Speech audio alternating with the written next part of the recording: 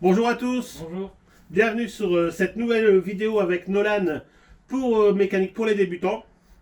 Alors aujourd'hui, remplacement de ressort de 207cc, alors suite à un refus de contrôle technique. Voilà, donc Nolan va se mettre en situation, je vais lui laisser faire le remplacement des ressorts tout seul dans cette vidéo. Bon, bien sûr je vais l'aiguiller, mais la réalisation sera faite entièrement par Nolan. Alors, un petit retour sur la vidéo précédente que j'avais fait avec Nolan. Donc, on a été un peu déçus des vues que ça a pris. Alors, est-ce que la vidéo était trop longue? Est-ce qu'il y a eu des soucis? Bon, on a eu des soucis de son. C'est vrai que c'est pas évident de tourner en extérieur. On a vraiment bruit de fond. Il y avait du vent. Là, on a encore du vent aujourd'hui dans cette vidéo. Donc, c'est pour ça qu'on va faire cette vidéo aussi aujourd'hui en voix off. Voilà. Donc essayez de nous faire un retour dans les commentaires sur le type de vidéo que vous voudriez avoir avec Nolan, bien sûr, en tant que mécano débutant. Faites-nous des propositions sur le temps, la durée que vous estimez qu'une vidéo doit durer quand on fait une vidéo tous les deux. Est-ce que le fait de faire la voix off comme aujourd'hui vous allez voir dans la vidéo, est-ce que ça vous plaît? Est-ce que vous pensez que c'est plus compréhensible pour vous? Bien sûr, on essaiera dans le futur de s'adapter, justement, que on pourra peut-être plus interagir entre moi et Nolan au moment des montages vidéo, mais bon, pour l'instant, c'est un début. Donc on essaie de trouver nos marques et on espère faire mieux dans le futur. Voilà. Petite info aussi pour cette vidéo d'aujourd'hui. On a eu beaucoup de soucis au niveau de la GoPro aussi. Elle nous a fait des caprices, c'est-à-dire que sur les fins de rush, elle commençait à se figer. Donc c'est-à-dire que je lançais la vidéo et elle nous bloquait l'image. Donc on avait le son, l'image figée.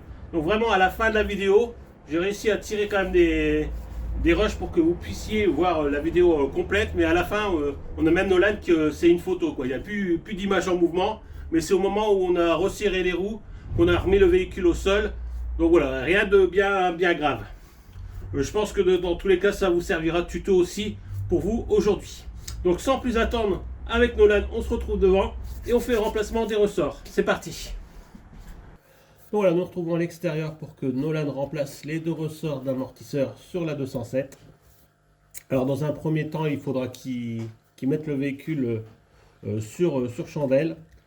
Donc dépose des roues, levage du véhicule et après on calera le véhicule au niveau des bas de caisse. Alors on ne va pas utiliser les points de renfort vu qu'on va les utiliser pour lever le véhicule. Donc c'est cette partie-là qui reste assez...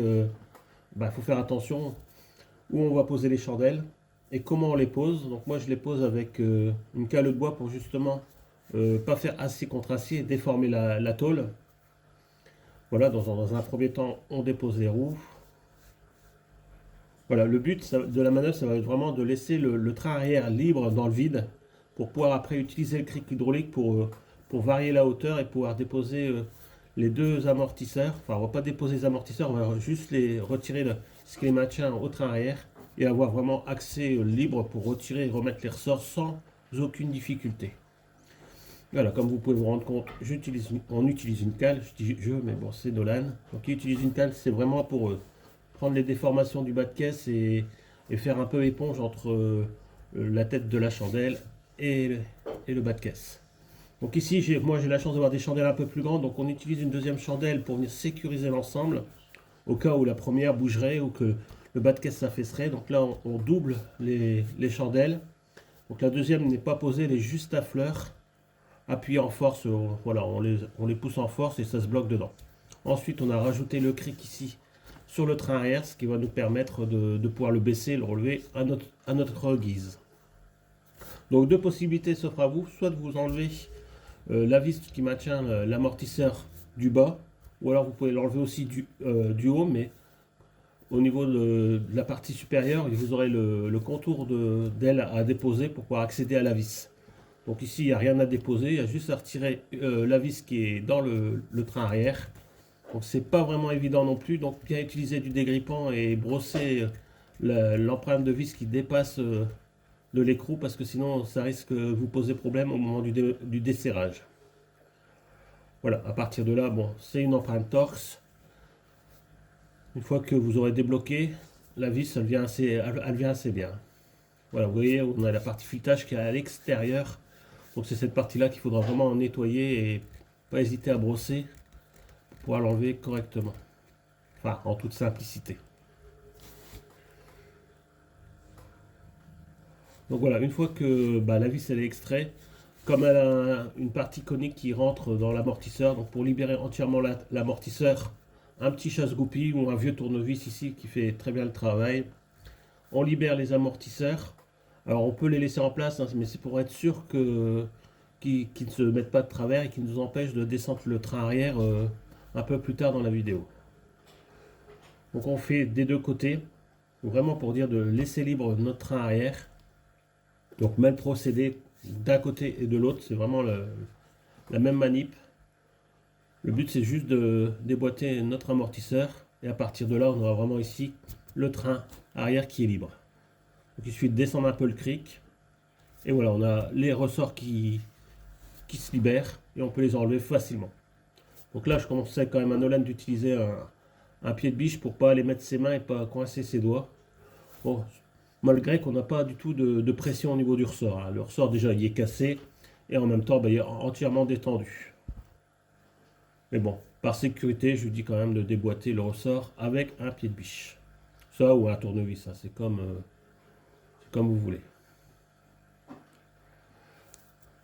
Voilà. Alors vous avez des indices de couleur dessus, donc à vérifier. Donc nous sur les nouveaux on les a pas, mais bon on a vérifié la longueur et bien faire attention que les spires ils commencent au même endroit. Sur les vis, bon un petit coup de brosse, pareil pour le remontage, ça va faciliter le travail. Et un petit peu de graisse. Alors moi j'utilise de la graisse cuivrée, c'est pour l'amortisseur, mais pas sur le filetage, hein, surtout juste sur la partie qui va être solidaire de l'amortisseur.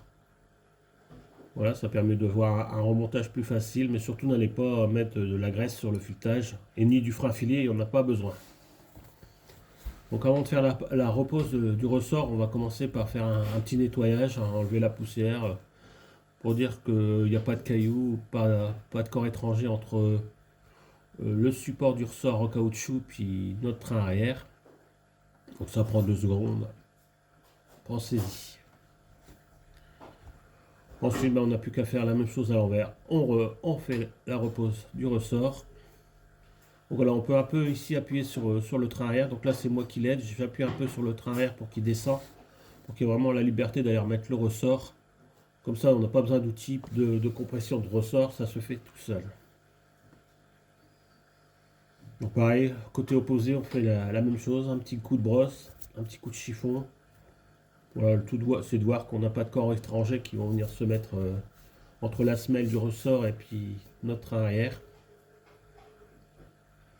Voilà, puis en même temps ça permet de voir vite fait l'état de l'ensemble.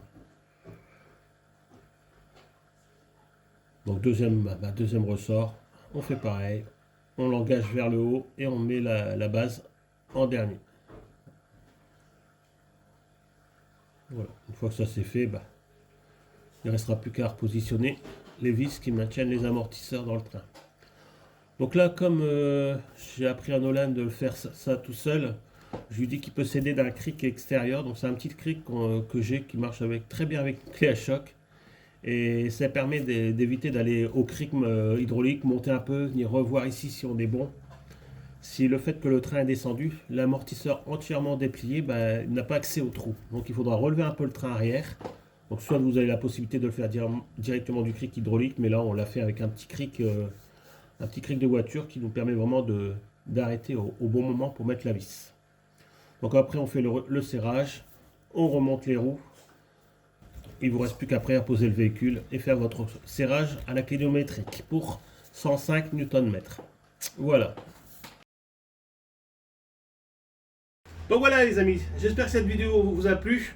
N'hésitez pas dans les commentaires à nous renvoyer le type de vidéo que vous voulez qu'on réalise avec Nolan et surtout le temps. Voilà, votre avis compte, c'est important pour nous.